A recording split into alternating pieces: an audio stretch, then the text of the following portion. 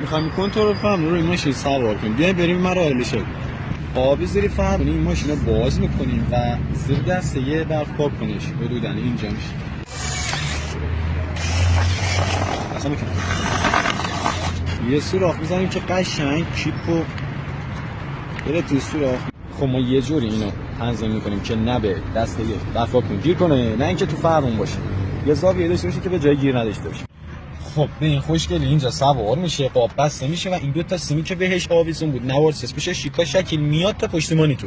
از بالای فیش دشماری مشکی اولی، قرمز دومی، صورتی سومی، چهارمی سیم کیوانه. سیم کیوانه باید بدیم به مثبت، این سیمی که از اون دست اومده.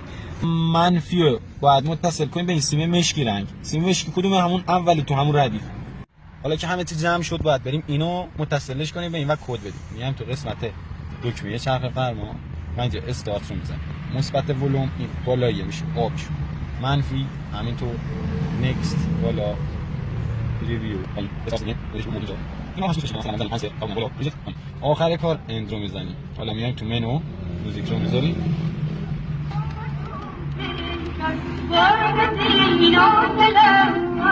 برای آهنگ بعدی به این صورت به راحتی بدون لگ بدون باگ داره کار میکنه.